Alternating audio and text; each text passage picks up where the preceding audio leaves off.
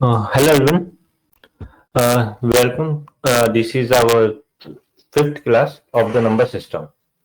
And अभी तक last class में हमने जो पढ़ा था वो था रिमाइंडर. ओके, रिमाइंडर्स कैसे निकालते हैं, कुछ हमने फॉर्मूलाज पढ़े थे, विल्सन्स फॉर्मूलाज, एंड उसके बाद हमने डिफरेंस ऑफ परफेक्ट स्क्वायर्स और उसके कुछ केसेस हमने पढ़े थे. ओके, सो आई होप आपने वो सारी क्लासेस रिवाइज करी होगी एंड कुछ क्वेश्चंस आपको दिए गए थे वो भी आपने किए होंगे. ओके, सो आज का जो हमारा टॉपिक रहेगा वो है HCF and LCM. Okay, and plus miscellaneous topics. Miscellaneous topics में हम जैसे कवर करेंगे कुछ फॉर्मूलाज, कुछ cases, and apart from that we will be doing successive division. Okay, successive division हम कैसे करते हैं वो भी हम उस टॉपिक में सीखेंगे. Okay, so let's start with the LCM and if we have more time तो हम वो वाला पार्ट भी करेंगे. ओके, तो चलिए आज शुरू करते हैं आज का टॉपिक. तो आज मैं बात करूंगा एचसीएफ और एलसीएम का. आपको मैंने एचसीएफ के बारे में पहले बताया था फैक्टर्स निकालते समय कि एचसीएफ होता क्या है. HCF is what, highest common factor, right. And या और हम इसको और क्या बोलते हैं, हाईएस्ट कॉमन फैक्टर के साथ साथ हम इसको बोलते हैं ग्रेटेस्ट कॉमन डिवीजर. मैंने आपको बताया था कि हम एचसीएफ कैसे निकालते हैं. कोई भी, जैसे मान लो हमारे पास दो नंबर गिवन है n1 एंड n2, राइट. मैंने आपको बताया था जैसे n1 है 2 इंटू 3 स्क्वायर इंटू 5 स्क्वायर. यहाँ पे मैंने आपको n2 दिया था 2 स्क्वायर 3 इंटू 5 स्क्वायर. तो मैंने आपसे कहा था कि इन दोनों में आप जो भी कॉमन है वो आप निकाल लीजिए. तो इन दोनों में कॉमन क्या आया था, अगर मैं उस एचसीएफ की बात करूं वो हमारा एचसीएफ होगा. तो यहाँ पे क्या था, 2 3 एंड 5 स्क्वायर. आई होप ये चीज आपको याद होगी जो हमने फैक्टर्स के टाइम पे हमने पढ़ा था. कॉमन हाईएस्ट कॉमन फैक्टर कैसे निकालते हैं, यानी एचसीएफ कैसे निकालते हैं, right. So now we will talk about the LCM. LCM is least common multiple.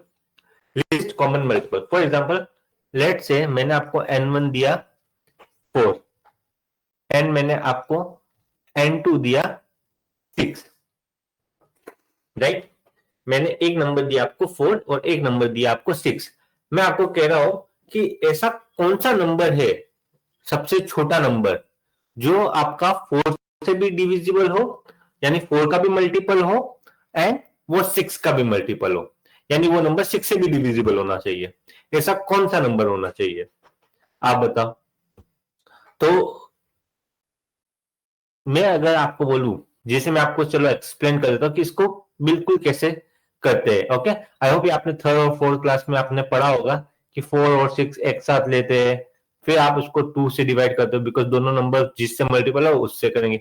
2 से मल्टीपल है, यस, 2 से फिर 3, फिर देखोगे ये नंबर 2 से, ये 3 से, तो सबसे छोटा नंबर कौन सा है, 2. तो आपने वापस 2 से किया 1, 3, फिर आपने कहा 1 और 3, नाउ 3 से आप मल्टीपल 3 से डिवाइड करोगे तो 1, 1, राइट. ये तो आपका एलसीएम क्या आ जाएगा, LCM will be 2 into 2 into 3 which is 12. यानी 12 एक ऐसा नंबर है जो सबसे लीस्ट कॉमन मल्टीपल है किसका, n1 is equal to 4 and n2 is equal to 6. यानी 4 और 6 का सबसे लीस्ट कॉमन मल्टीपल क्या है, 12. आई होप आपको ये समझ में आया होगा. और कैसे निकालते ये भी मैंने बिल्कुल बेसिक वे में आपको बताया कि कैसे. एंड ये सब टॉपिक सब थर्ड एंड फोर्थ क्लास का टॉपिक है कि कैसे हम एचसीएफ एलसीएम निकालते हैं, राइट. तो भी मैंने आपको यहाँ पे एक्सप्लेन किया हुआ है। ओके, नाउ इसमें एक चीज आप नोटिस करना, यहां पे इसी का आप एचसीएफ भी मुझे निकाल के बताइए, एचसीएफ क्या होता है, इसका एचसीएफ क्या होगा, एचसीएफ विल बी 2। ओके, ये आप निकाल सकते हैं, ठीक है। इसमें एक चीज आपको याद रखनी है, 4, ये चीजें आप नोट डाउन करेंगे।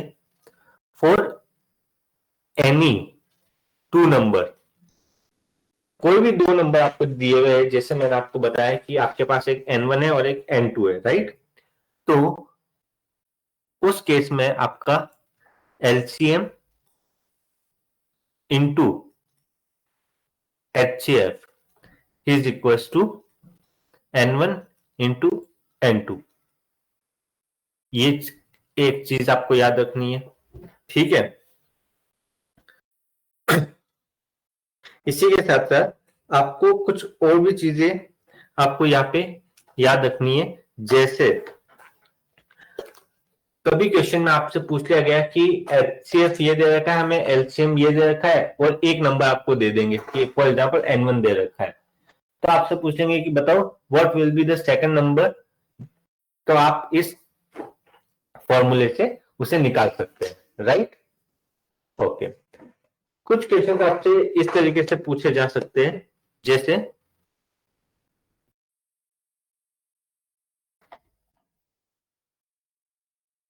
क्वेश्चन आपको दे रखा है एचसीएफ ऑफ 2 नंबर इज 5, आपको एचसीएफ दे रखा है, एचसीएफ ऑफ 2 नंबर इज 5, एक है, okay.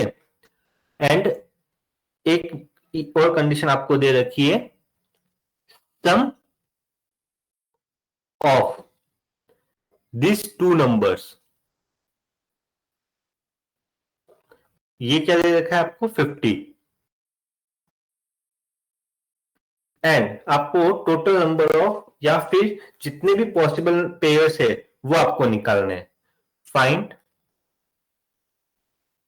Number of possible pairs,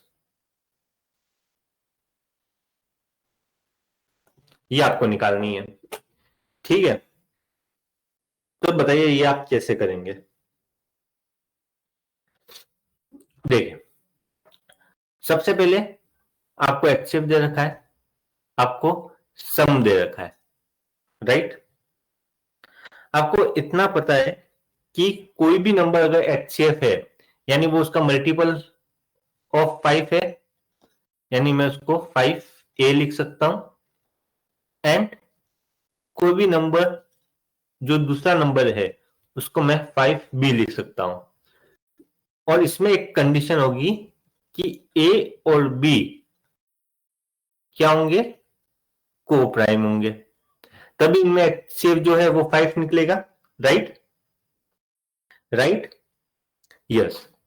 so now अब मैं सेकंड कंडीशन लगाऊंगा यहाँ पे, 5a plus 5b is equal to 50, यहाँ पे a plus b is equal to क्या आ गया 10। अब इसको आप कैसे सोल्व करोगे, पहला केस आप इसको 1 बाय 1 चलते जाओ, 1 2 3 4 5 6 7 8 9, और यहाँ पे 9 8 7 6 5 4 3 2 1, राइट। लेकिन ये ए और बी में हमारे पास ए और बी कैसे होने चाहिए, को प्राइम होने चाहिए। तो को प्राइम नंबर्स कौन कौन से है इसमें, एक तो ये वाला केस है, एक ये वाला केस है, एक ये केस एंड एक ये केस। यहां तक किसी को कोई डाउट, तो मैंने क्या लिख दिया 1,9 और इसी के साथ मैंने लिख दिया 3,7 9,1 एंड 7,3, ये मेरे पास है। एक और चीज मैंने यहाँ पे पूछा है टोटल नंबर ऑफ, मैंने यहाँ पे नंबर ऑफ पॉसिबल पेयर्स पूछे, नंबर ऑफ पॉसिबल पेयर्स। तो जब भी आपको सिर्फ इतना दिया हुआ हो कि मेरे पास नंबर ऑफ पॉसिबल पेयर्स हमें निकालने हो, तो एक चीज आता कि ये वाला केस और ये वाला केस डिफरेंट नहीं है, सेम है। This are the same. और ये वाला केस और ये वाला केस सेम है, क्योंकि इन्होंने क्या पूछा आपसे? अनऑर्डर्ड सॉल्यूशंस पूछे, अनऑर्डर्ड सॉल्यूशन। अगर इसने ये पूछा होता कि हमें total number of possible pairs कितने होंगे, टोटल नंबर ऑफ पॉसिबल, मतलब नंबर ऑफ पेयर्स पूछ लिया, यानी क्या हो गया? अनऑर्डर्ड। इसी की जगह अगर total number of ordered solution या total number of possible solutions होते, तो उसमें आपके ये क्या होते हैं? चारों केसेस डिफरेंट होते। यानी मैं ये कह रहा हूं number of possible pairs, just pairs, ये क्या हो गया आपके? Unordered solutions, right? तो ये आपके हो गए 2। ओके, जिसमें ये केस और ये केस सेम होंगे, लेकिन ये मैं क्यों? Total number of all possible pairs, यानी ऑर्डर सॉल्यूशंस, ये आपके हो गए 4। बिकॉज इसमें आप सारे के सारे जो केसेस है 1,9, 9,1, 3,7, 7,3, ये सारी वैल्यूज आप क्या लेंगे? एज ए सेपरेट वैल्यूज लेंगे, सेपरेट सॉल्यूशंस होंगे ये आपके। ओके, आई होप ये आपको समझ में आया होगा, राइट?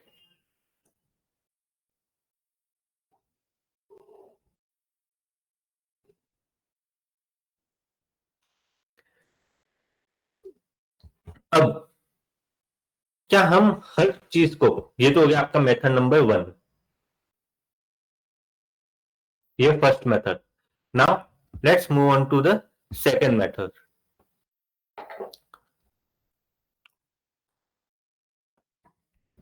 सेकंड मेथड क्या कहता है हमारे पास? जैसे आपके पास 5a plus 5b is equal to 50 था, आपने a plus b is equal to 10 कर दिया, राइट? सेकंड मेथड क्या कहता है कि अगर a plus b is equal to n,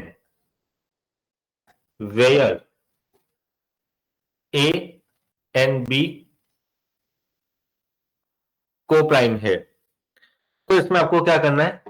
Euler of n divided by 2, ये कर लेना है। और ये आपका क्या होगा?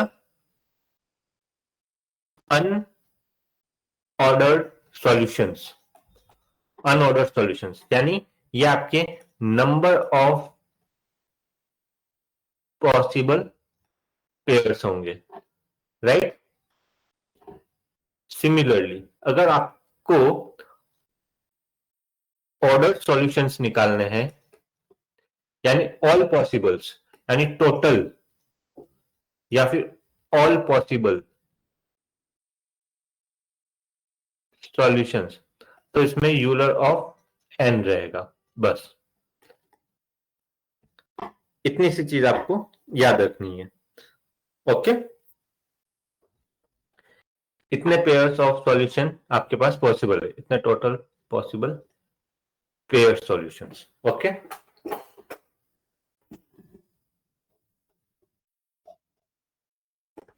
I hope Euler of any number आपको निकालना आता होगा।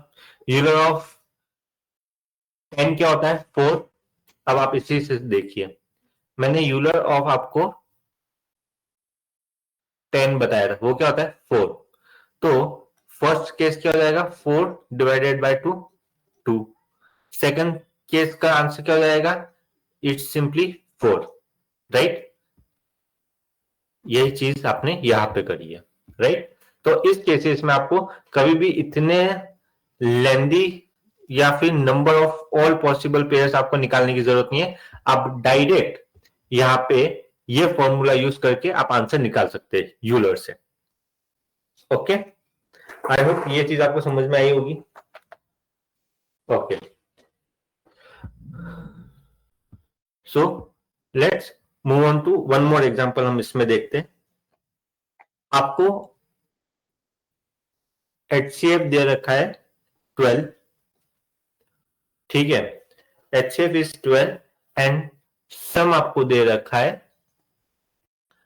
1440, यानी 1440 आपको सम दे रखा है।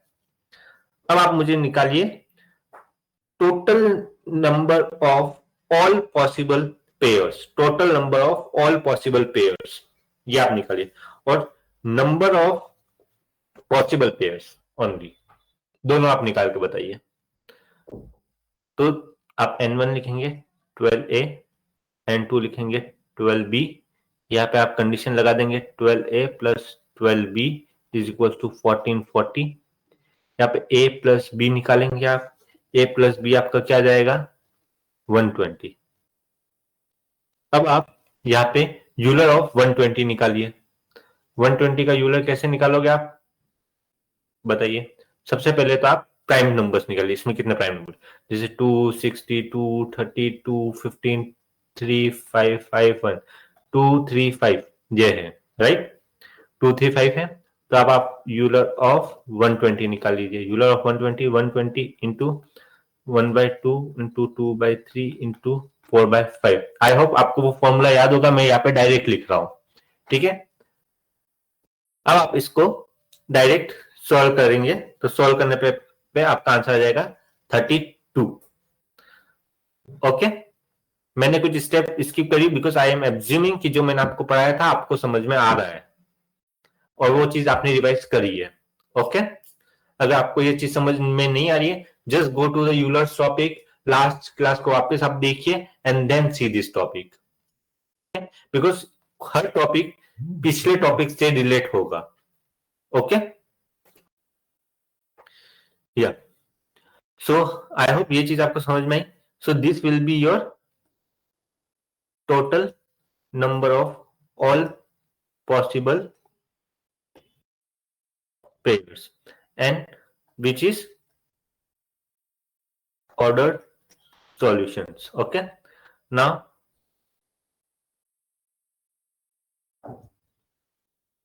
unordered solutions कैसे निकालोगे आप,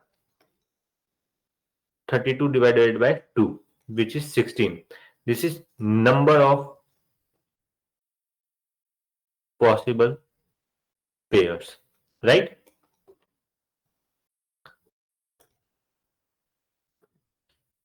आई होप ये चीज आपको अभी तक समझ में आ जाएगी। ये सम के रिलेटेड है, राइट। दिस इज, आप इसको लिख सकते हो एज अ हेडिंग यहाँ पे कि ये सम के लिए था। Okay, now let's move to the, if you have a product, अगर आपको प्रोडक्ट गिवन है तो, प्रोडक्ट अगर गिवन है, फॉर एग्जांपल मैंने आपको दे दिया A into B, A into B is 20, where A and B are coprime. A and B क्या है, कोप्राइम है। तो यहां पे आपको निकालना है कैसे, जैसे मैं आपको बताता हूं।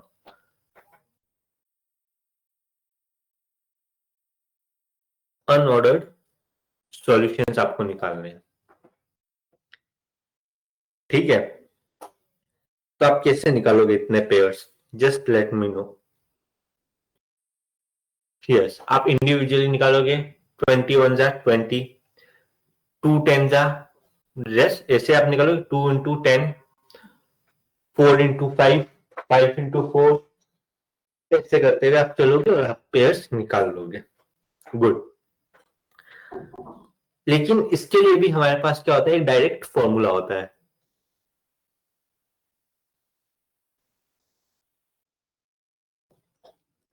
डायरेक्ट फॉर्मूला क्या कहता है कि number of pairs is equals to 2 की पावर p माइनस 1, 2 की पावर p माइनस 1।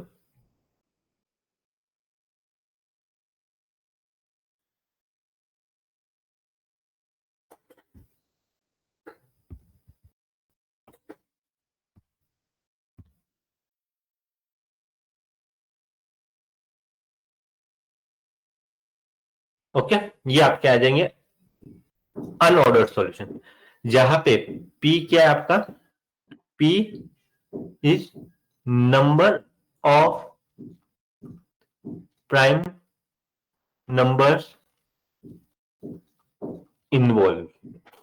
अब यहाँ पे number of prime numbers involve मतलब 20 में कितने प्राइम नंबर्स इन्वॉल्व है, तो आप 20 के लिए वापस आप इसको वैसे डिवाइड करिए, 2, 10, 2, 5, 5, 1। तो how many prime numbers are involve, 2 and 5, these two are the prime numbers which are involved. So how many prime numbers are involved, there are 2 prime numbers involved. So यहाँ पे आपका आंसर क्या जाएगा, 2 की power 2 minus 1, so 2 की power 1 which means 2.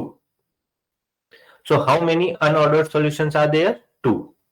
Now if you have to find ordered solutions,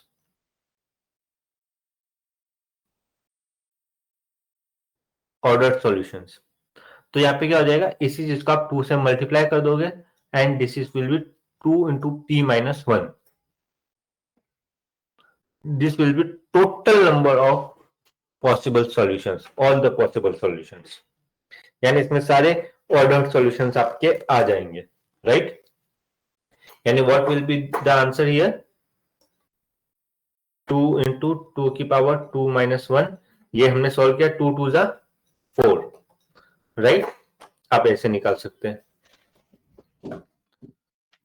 okay, so let's solve one more example. मैंने आपको a into B दिया आपको, लेट्स से 1200, 1 मिनट,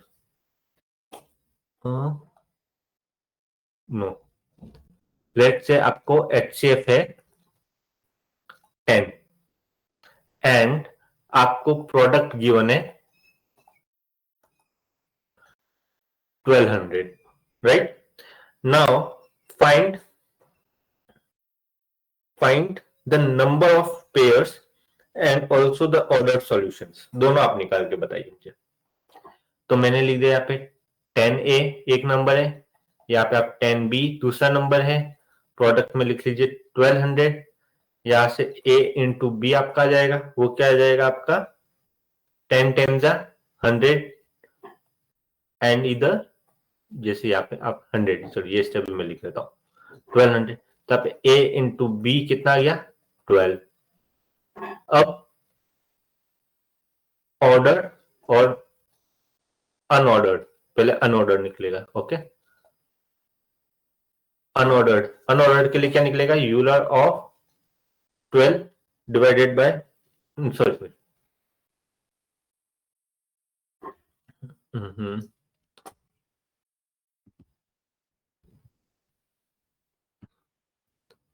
या, तो यहां पे क्या निकलेगा आपका प्रोडक्ट है, राइट?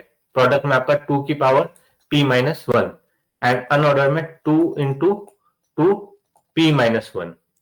तो यहाँ पे कितने प्राइम नंबर्स इन्वॉल्व है, इसमें 2 इन्वॉल्व है, 3 इन्वॉल्व है, right? 2 and 3 are the prime numbers which are involved in this product of the 12, right?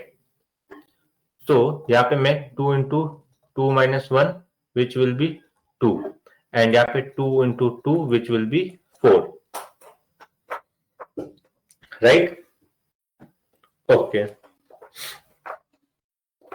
I hope ये चीज अभी तक आपको समझ में आई होगी। यस, इसके अलावा आपको कुछ बेसिक चीजें आपको याद होनी चाहिए।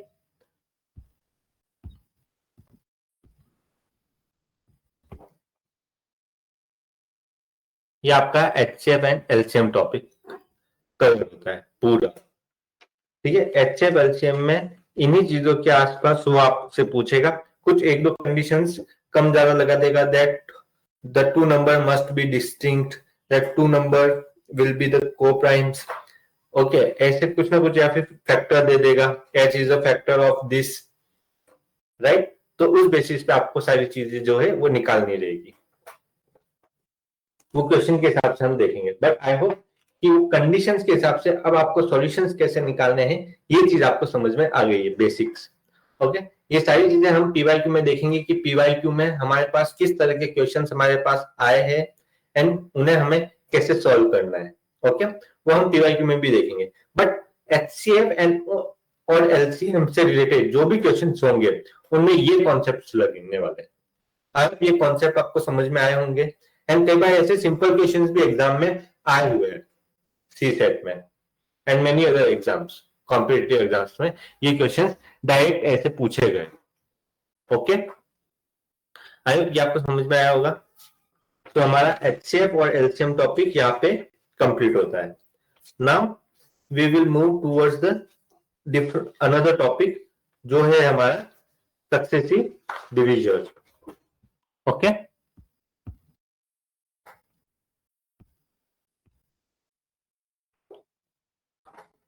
so now our next topic is successive division। अब हम सक्सेसिव डिवीजन की बात करते हैं। सक्सेसिव डिवीजन होता क्या है, इसका मतलब क्या है, इसे सॉल्व कैसे करते हैं।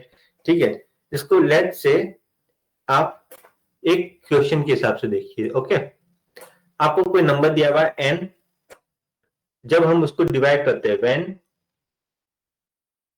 डिवाइडेड बाय, फॉर एग्जांपल 2 से डिवाइड करते हैं, 3 से डिवाइड करते हैं, 4 से डिवाइड करते हैं, और यहाँ पे आपको टर्म दिया हुआ होगा सक्सेसिवली, ये टर्म आपको गिवन होगा, right. Successively leaves reminder 1, 2, 3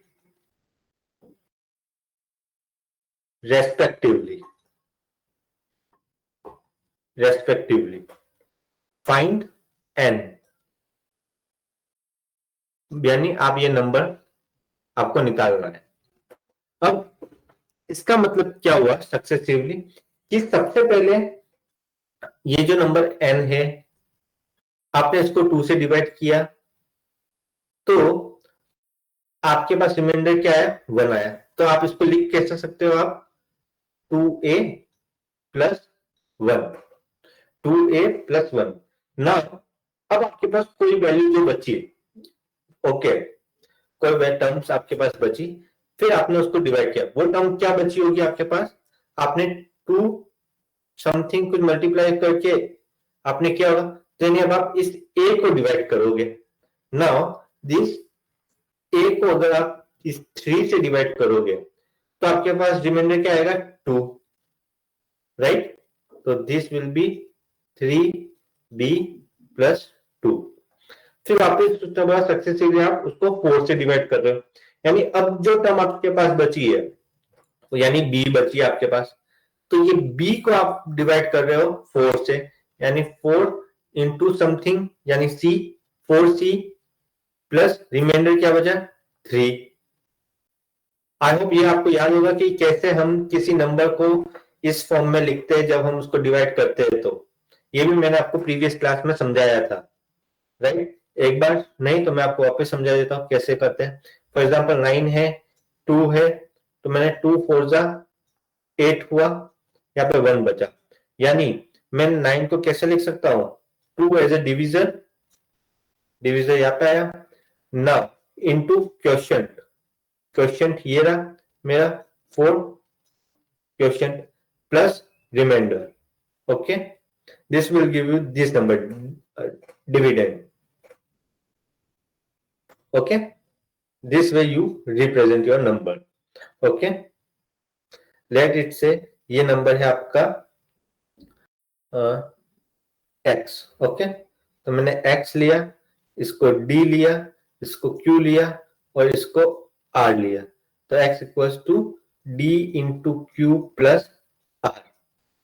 okay, आप ऐसे इसको रिप्रेजेंट कर सकते हैं। आई होप ये आपको समझ में आया होगा अभी कि कैसे हम किसी नंबर को इस फॉर्म में रिप्रेजेंट करते हैं जब हम उसको डिवाइड करते हैं तो और रिमाइंडर बचता है तो, राइट, दिस।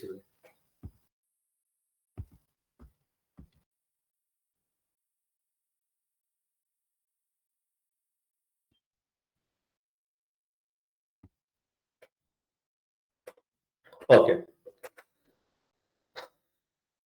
आपको ये चीज समझ में आई ना? अब आप क्या करेंगे, यहां पे जो बी है, बी ये है आपका, और बी की वैल्यू आप क्या करेंगे, यहां पुट कर देंगे। फिर आप ए की वैल्यू लेंगे, आप उसको यहां पुट कर देंगे, राइट। तो चलिए स्टार्ट करते। तो जब आपने सबसे पहले ए की बात करते, ए में आप इस बी की वैल्यू पुट कर दीजिए, 3 × 4c + 3 एज इट इज डाल दीजिए, कोई दिक्कत नहीं। तो यहां पे आपके पास ए की वैल्यू आ गई 12c + 9 + 2 11। नाउ इस ए की वैल्यू को अब आप किस में डालिए, ऊपर वाली वैल्यू में डाल दीजिए, एन में। तो एन में आपकी वैल्यू क्या आ जाएगी, जब आप इसी को डालेंगे 12c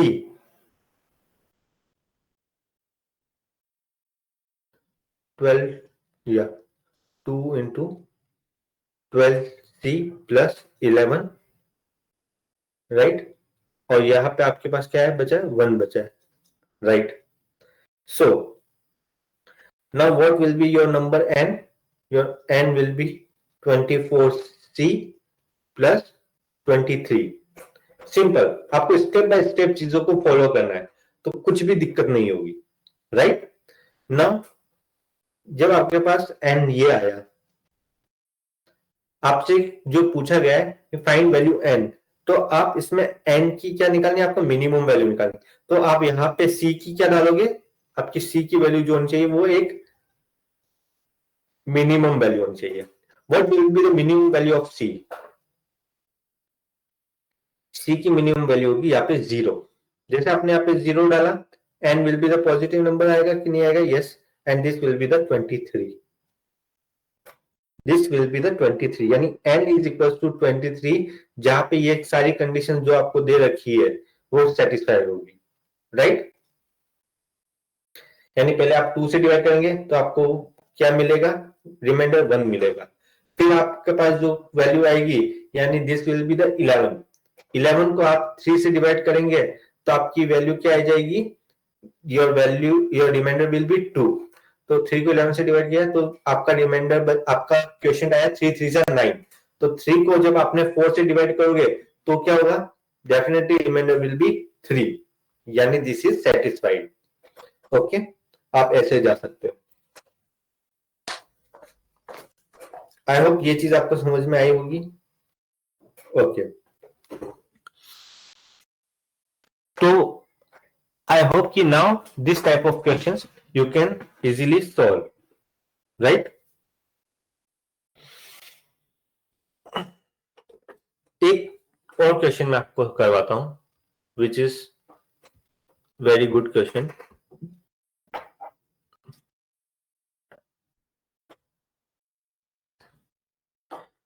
आपको एक नंबर दिया हुआ है n, ओके।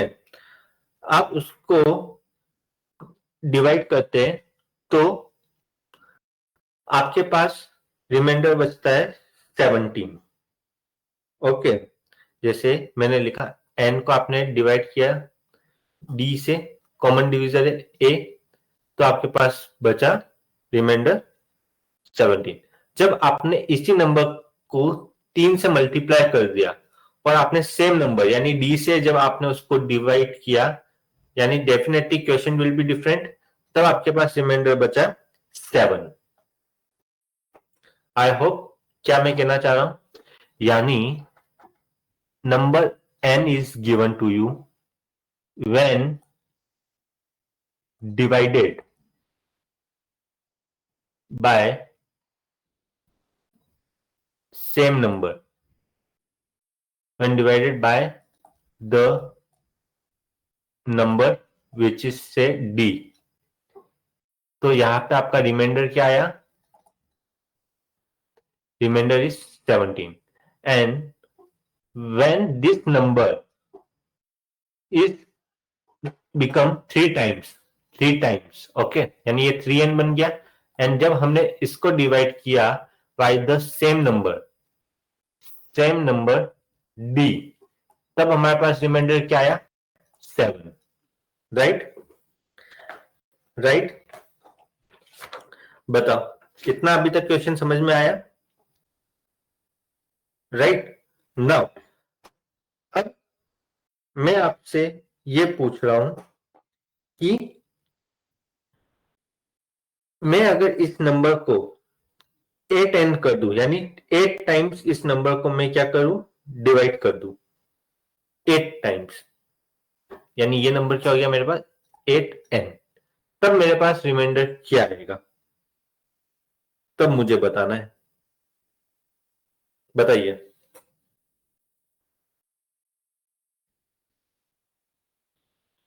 तब मेरे पास रिमाइंडर क्या आएगा अगर मैं इस नंबर को 8n कर दूं और इसी नंबर को मैं डिवाइड कर लूं d से, तो मेरे पास रिमाइंडर क्या आएगा? देखिए, सबसे पहले तो ये कि आप इसमें से d की वैल्यू निकालिए कि d क्या है। जैसे मैं यहाँ पे लेट से इक्वेशन 1 है, ये इक्वेशन 2 है, मैं 3n is equal to D B plus 7 लिख सकता हूं। सिमिलरली इसी को मैं 3 से अगर मल्टीप्लाई कर दूं इस पूरी इक्वेशन को, तो मेरे पास क्या आएगा? 3n equal to 3da plus 51, right? तो मेरे पास यहाँ पे 0 d 3a minus b is plus 44, right? यानी मैं अगर अपनी बात करूं यहाँ पे, तो d जब मैं इस वैल्यू को इधर लेके जाऊंगा तो नेगेटिव हो जाएगी, तो नेगेटिव से इसको मल्टीप्लाई करूंगा तो अंदर साइन चेंज हो जाएंगे, right? b minus 3a is equal to 44। इससे एक चीज आपको समझ में आनी चाहिए, एक चीज आप समझिए, ये जो भी है नंबर, ये 44 का फैक्टर होना चाहिए, b must be a factor of 44।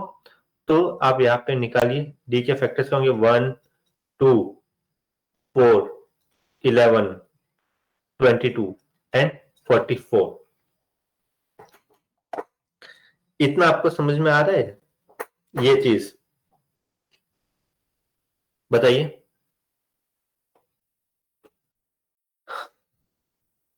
Okay, मुझे बताइए, 1 आप ले सकते हैं? नहीं। 2 हो सकता है? अगर ये 2 हो गया तो ये 22 हो जाएगी, ये 22 हो जाएगा, which is again not possible.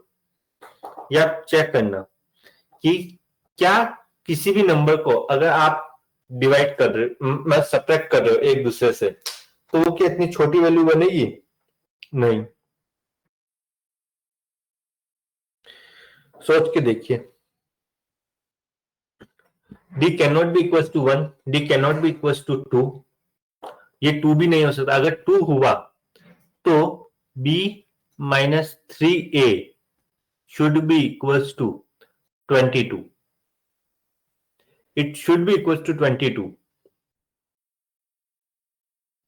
तो आप ये सोच के देखो कभी कि अगर डिवीजर मेरे पास फॉर एग्जांपल ये और ये दोनों नंबर आप देखो यहाँ पे, reminder should always be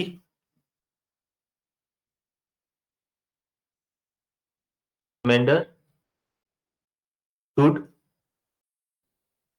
always be less than और इक्वल टू डिवाइजर। तो 17 और 7 दोनों को अगर आप कॉमन लोगे तो डी जो है वो 17 से बड़ा होना चाहिए, राइट? तो ये भी नहीं, ये भी नहीं, ये भी नहीं, ये भी नहीं, मेरे पास वैल्यूज क्या बचती है, ये दो। D should be equals to 22 और 44, 22 और 44। नाउ अब मुझे क्या पूछा कि अगर मैं इसको 18 से क्या कर दूं, अगर इस नंबर को 18 कर दूं और इसको इसी नंबर से डिवाइड करूं, सेम नंबर डी से, तो मेरे पास रिमाइंडर क्या बचेगा? तो आपके पास एन की वैल्यू ये दे रखी है ना, ये देखो ये वैल्यू, आप इसको 18 कर दो, यानी N is equal to D A plus 17। आप इसको क्या कर दो, क्या करोगे आप, मल्टीप्लाई बाय 8 कर दो। तो यहाँ पे 8n is equal to 8 D A plus ये वैल्यू क्या हो जाएगी 136।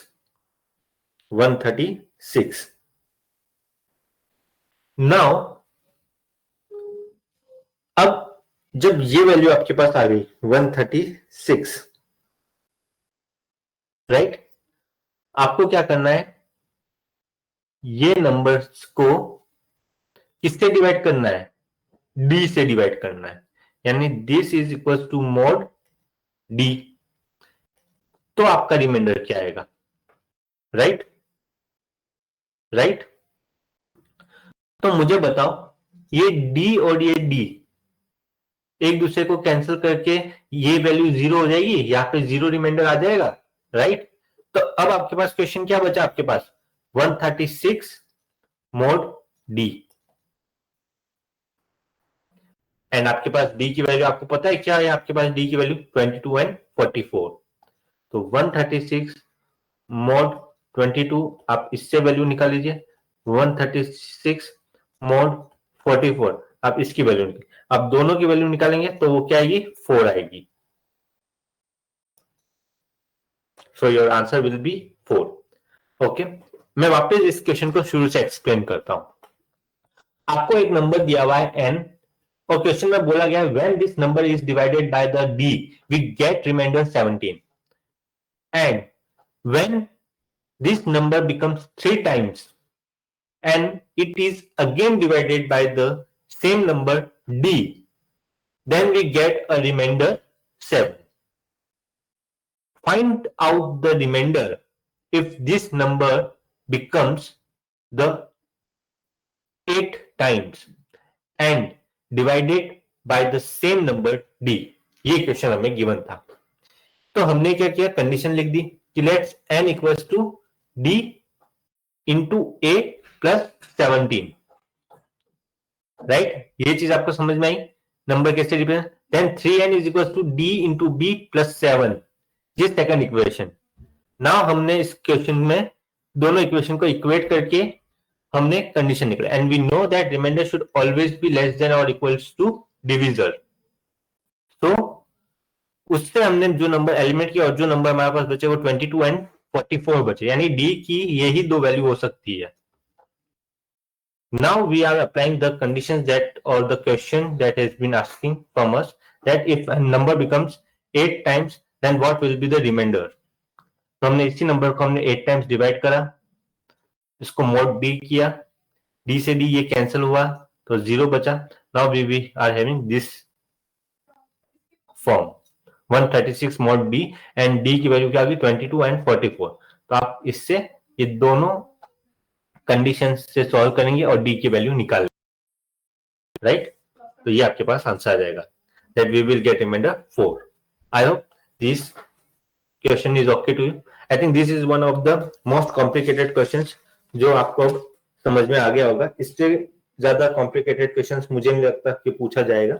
So this is the one of the complicated question, so I have solved it in front of you। okay,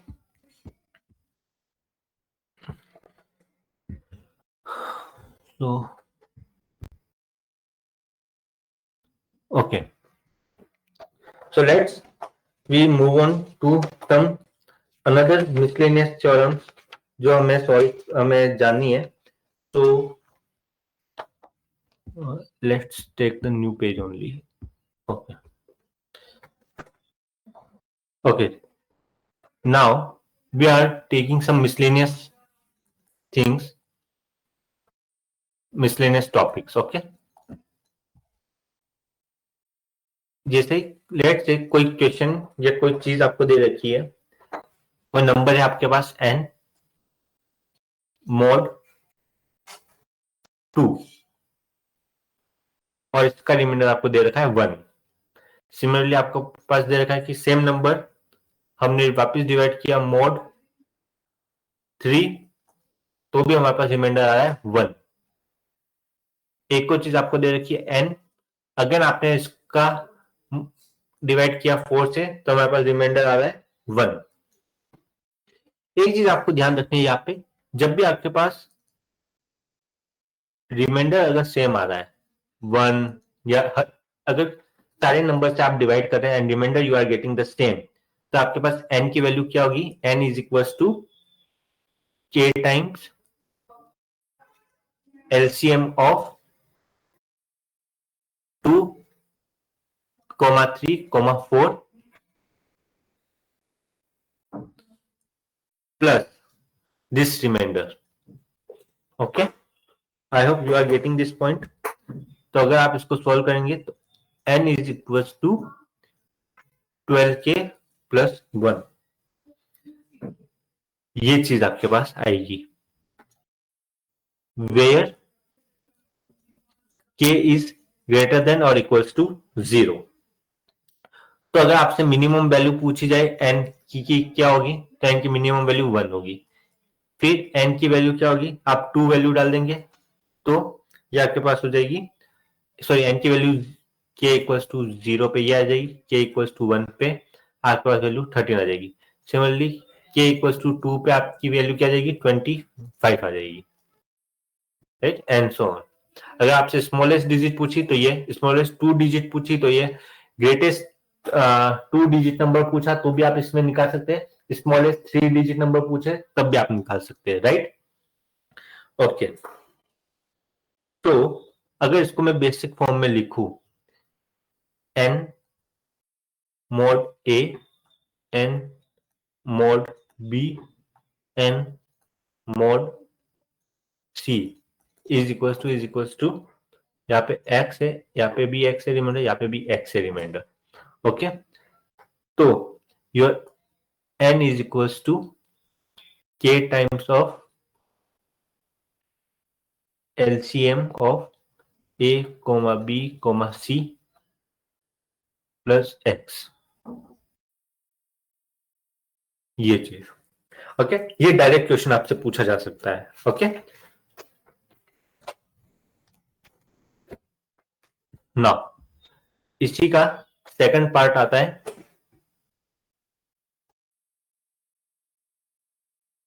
case 2, when difference between divisor and remainder is same. यानी what I am seeing that अगर n mod 3 है, ये 1 है, n mod 5 है, ये 3 है, इसमें reminder 3 आ रहा है आपके पास, राइट। n mod 7 है, इसमें रिमाइंडर आपके पास 5 आ रहा है, राइट। तो अगर आप यहाँ पे देखो, इसके बीच में डिफरेंस क्या आ रहा है, इन दोनों के बीच 3 - 1 2 आ रहा है, इनके बीच में डिफरेंस क्या आ रहा है, 2 आ रहा है, इनके बीच में डिफरेंस क्या आ रहा है, 2 आ रहा है, राइट।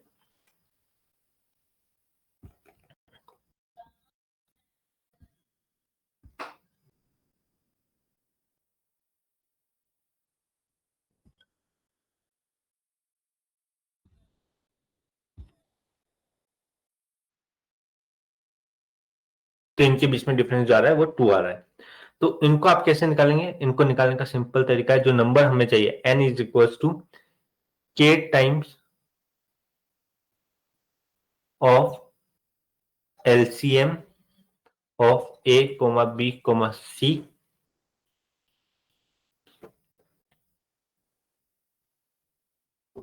-2। -2 क्या है ये आपका? ये आपका हमेशा रहेगा डिफरेंस।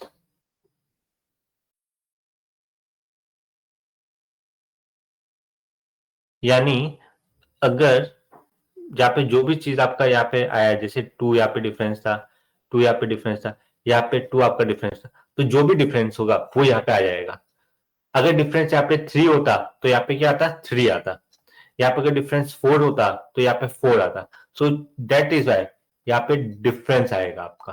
ठीक है, तो LCM of A B C, K times of LCM A B C minus difference. तो यहाँ पे आपका बेसिक में अगर दू K equals to LCM of A B C minus difference of division and remainder, ये ओके।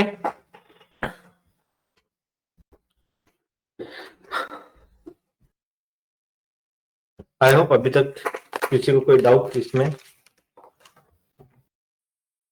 नहीं? ओके, नाउ कुछ और केसेस रूल्स हैं हमारे पास, रूल्स डिविजिबिलिटी से रिलेटेड, कि any digit repeated 6 times will always be divisible by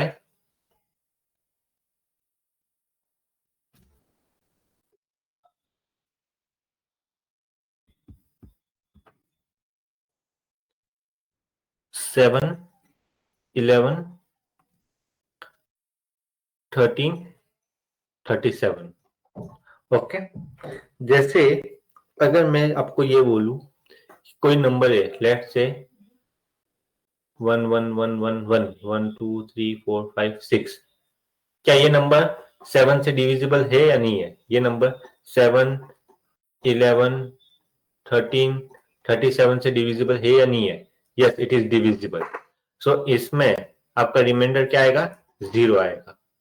मैं अगर यही चीज आपको बोलूं कि जैसे 6 6 6 6 6 6 6 6 6 1 2 3 4 5 6 7 8 9 10 11 12, या फिर ये 12 टाइम्स है, राइट? यानी 6 के मल्टीपल्स में ही है 12 टाइम्स। तो क्या ये 7, 11, 13, 37 से डिविजिबल है या नहीं है? Yes, it is divisible. तो यहाँ पे भी आपका रिमाइंडर क्या आ जाएगा? 0 आ जाएगा, राइट?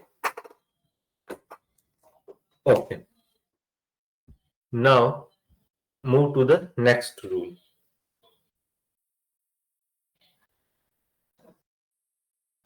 नेक्स्ट रूल क्या कहता है कि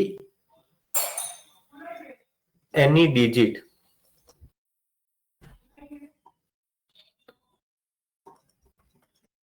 return p minus 1 times will always be divisible by p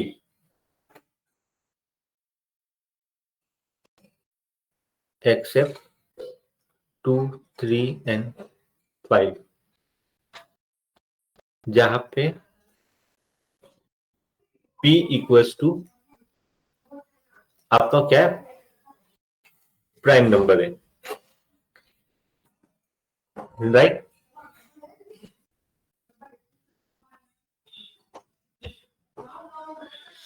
जैसे मैंने यहाँ पे आपको लिखा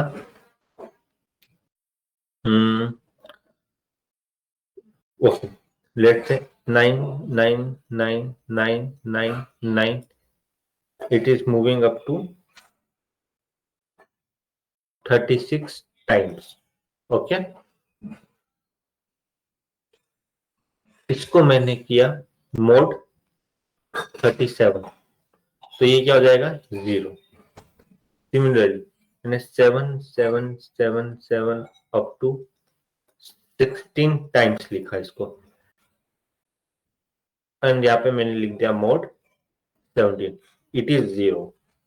मैंने यहाँ पे इसी चीज को 7 7 7 7 लिखा अप टू 32 टाइम्स मोड 17, तो ये क्या होगा 0, बिकॉज 16 टाइम्स और 16 टाइम्स, यानी फर्स्ट 16 टाइम्स प्लस 16 टाइम्स यानी 32 टाइम्स, दो बार 16 16, तो similar just like we have done in here, it is written how many times 6 + 6 12 times. तो ये अगर ये नंबर है 7 11 13 37, तो रिमाइंडर 0। यहाँ पे प्राइम नंबर है और p - 1 टाइम्स है, p - 1 टाइम्स या उसके मल्टीपल्स, तो भी रिमाइंडर क्या होगा 0 होगा, राइट। ओके, आई होप ये चीज आपको क्लियर हुई होगी।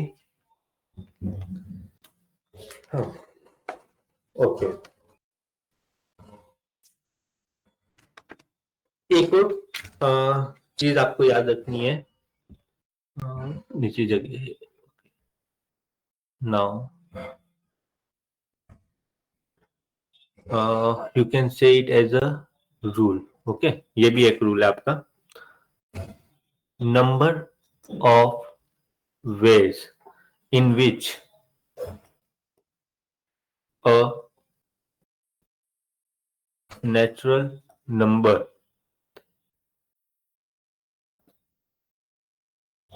कैन बी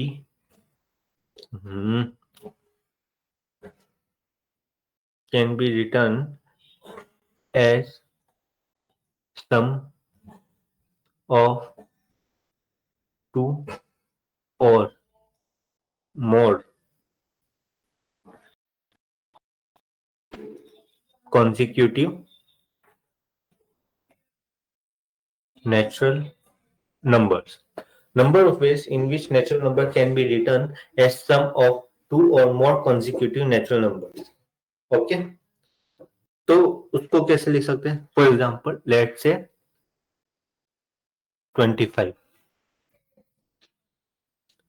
आपके पास एक नंबर है, आप उसको कैसे लिख सकते हैं? कैसे कॉन्जिक्यूटिव नेचुरल नंबर्स के सम में आप 25 को लिख सकते हैं? और इतने कितने नंबर ऑफ वेज है इसके? पहले 12 + 13, राइट। सेकंड हमारे पास है 3 4 5 6 + 7, ऐसे, राइट। आप ऐसे जा सकते हैं।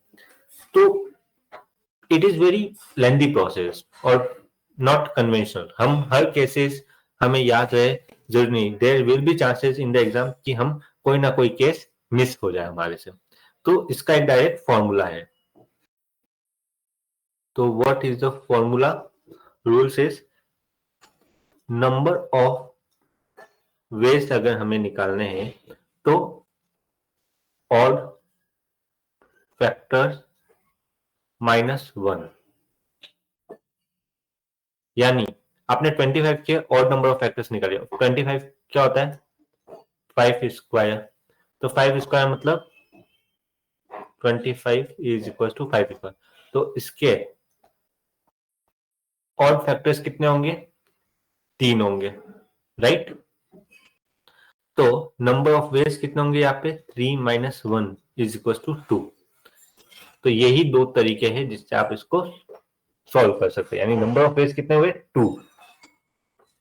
ओके, आई होप आपको समझ में आया होगा ये चीज कैसे कर सकते हैं, राइट। अगर कोई भी नंबर ऑफ वेज आपसे पूछे गए कि number of ways in a natural number, कोई भी नेचुरल नंबर आपको दिया हुआ उसको हमें सम ऑफ 2 और मोर कॉन्जिक्यूटिव नेचुरल नंबर्स में लिखना है, तो इसके कितने तरीके हो सकते हैं? तो सिंपल है, आपको उस नंबर के total number of odd factors हमें निकालने हैं -1। ऑड फैक्टर्स कैसे निकालते हैं? I have already shown to you और explain to you in the class of the factors. अगर आपको डाउट है ऑड फैक्टर्स कैसे निकालते हैं, just go to that class and revise it. Okay, I hope अभी तक आपको ये चीज समझ में आई होगी. So basically now we have completed our most of the topics related to the what say number system, and here only now one or two topics are remaining. So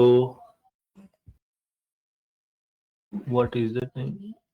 Okay, let's do it today only. Okay, एक और दो concept और बचे, then I think the number system is completed. Okay, तो एक और चीज आपको यहाँ पे चीज समझ में आनी चाहिए, वो इसको आप स्टार बना के लिखिए. अगर कभी मैं आपको ये दूं 1 into 1 फैक्टोरियल, मैं आपको ये लिखूं 2 into 2 फैक्टोरियल, मैं आपको ये लिख के दूं 3 into 3 फैक्टोरियल, आप इन नंबर को रिप्रेजेंट कैसे करोगे? देखो, हमेशा याद रखना है कि जब भी आपको इस तरीके से दिया हुआ हो, आप उसको 2 factorial minus 1 factorial, this will be 3 factorial minus 2 factorial, this will be written as 4 factorial minus 3 factorial. यानी n into n factorial can be written as n plus 1 factorial minus n factorial. Okay, तो ऐसे में आपको यदि question दिया हुआ हो कि 1 into 1 factorial plus 2 into 2 factorial plus 3 into 3 factorial plus and so on till 45 into 45 factorial mod 47. ऐसा मैंने आपको कोई क्वेश्चन अगर आपको आता है, नाउ यू सॉल्व इट. अब इसको कैसे सॉल्व करेंगे?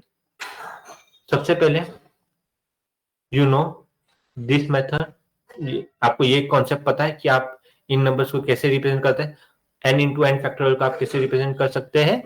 n plus 1 factorial minus n factorial. तो सिमिलरली आप यहाँ पे करिए 2 factorial minus 1 factorial plus 3 factorial minus 2 factorial plus 4 factorial minus 3 factorial and so on आप जाएंगे प्लस यहाँ पे आपको मिलेगा 46 फैक्टोरियल माइनस 45 फैक्टोरियल.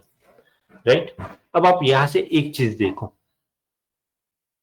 2 यहां से या कैंसिल हुआ, 3 यहां से या कैंसिल हुआ, 4 यहाँ से यहाँ कैंसिल होगा, एंड एट लास्ट यहाँ पे 45 से 45 यहाँ पे कैंसिल होगा. Right right,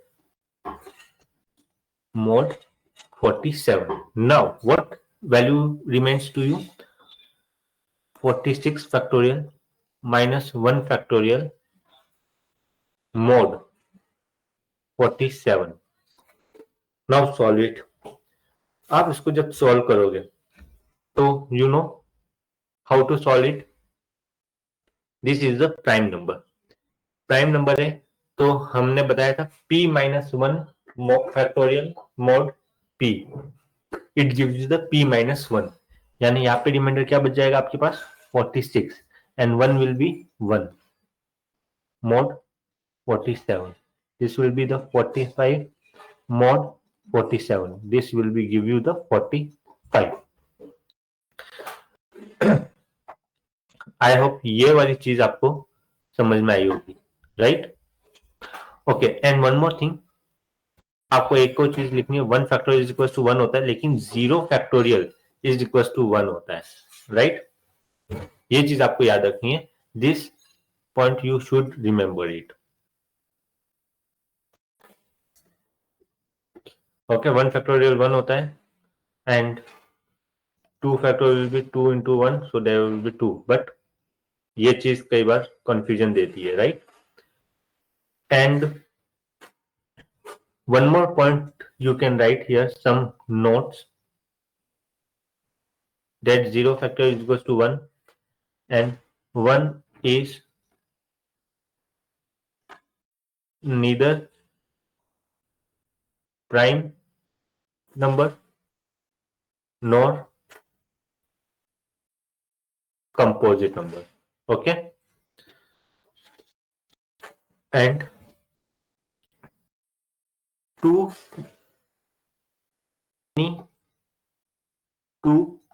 consecutive number will be co-prime. ये भी कुछ आप नोट्स यहाँ पे लिख सकते हैं. ओके, कभी स्टेटमेंट वाइज आपसे पूछा जा सकता है. ओके,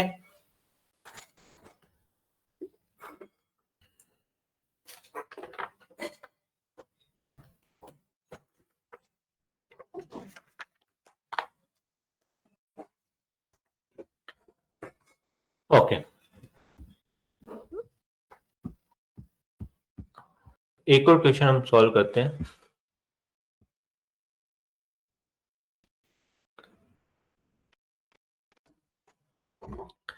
मैंने एक नंबर है, for example let's say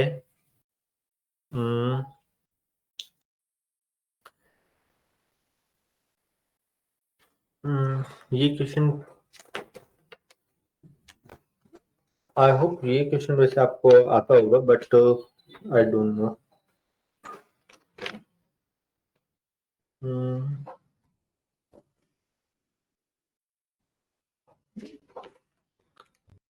okay,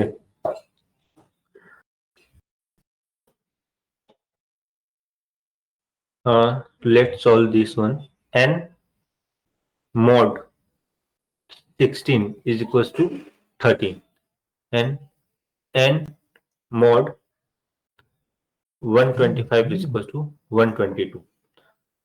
Find minimum value of N. Solve it. Okay, सबसे पहले आप यहाँ पे देखिए डिफरेंस क्या आ रहा है, 3 आ रहा है. यहाँ पे डिफरेंस क्या आ रहा है, 3 आ रहा है, राइट. तो आपको मैंने अभी थोड़ी देर पहले आपको मेथड बताया था, आप कैसे सॉल्व करेंगे. n is equal to k का multiple LCM of 16 into 125 minus 3. इसका एलसीएम आप निकालेंगे.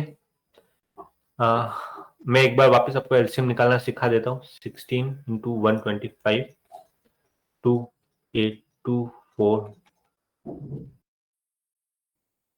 2221 125 125 यहाँ पे उसको 5 5 5 25 5 1, राइट.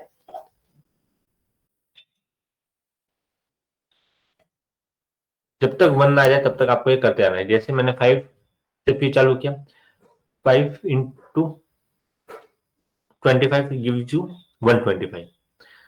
5 5 जा 25, सो ये 5 1 जा 5. नाउ अगर आप इसको सबको मल्टीप्लाई करेंगे, ये वाली वैल्यू, ये वाली वैल्यू, ये, वो आपको क्या दे देगा, LCM. So your LCM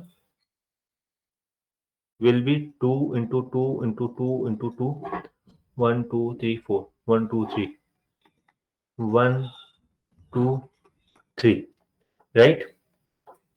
Now what will be your LCM? Your LCM will be 2000. So n is equals to 2000k minus 3. Put k is less than equals to 0. But यहाँ पे एक चीज, अगर मैं k इक्वल्स टू 0 डालूंगा तो यहाँ पे वैल्यू -3 आ जाएगी n की, which is not possible. So k की वैल्यू मैं 1 डालूंगा, तो जहां से मेरे पास 2000 -3 which gives me the 1997. This is my answer. Okay, I hope ये चीज भी आप क्लियर हो गई अब.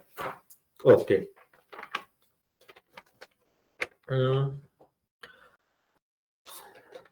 Okay, students. So we have completed this number system topic, and from the next class, we will start with some more topics related to APGP, or maybe we will start the new topic, time and work. Okay, thank you. And one more thing, that I will give you the PYQs, and uh, in the next class, so to take the screenshot of those, and or either you can solve PYQs as a homework. Okay. Because in the next I have not made the PDF of the PYQs, so I will combine all the PYQ questions related to the remainder factors and the topics that I have covered with you. Okay, so I will combine those questions together, and in the next class I will give it to you. And if you want, then just you solve those questions and just ping me, and you can also email me if you have any doubts. So my email ID will be, just let me give you my email ID, is anonymous tset 1998 @gmail.com. Okay, this will be like ANONYMOUSCSAT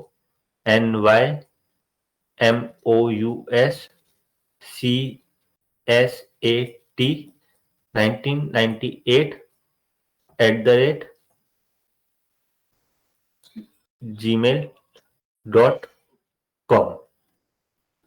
okay, आप यहाँ पे अपने doubts मुझे भेज सकते हैं, and मैं जितना जल्दी हो सकेगा आपके डाउट्स को क्लियर करके आपको रिवर्ट बैक करूंगा. Okay, so let's solve the PYQs. Okay, that is the only homework from my side, and revise the concepts, revise the classes that I have taught you. ठीक है, आप उन्हीं का revision करिए और PYQs करिए, that will be enough for you.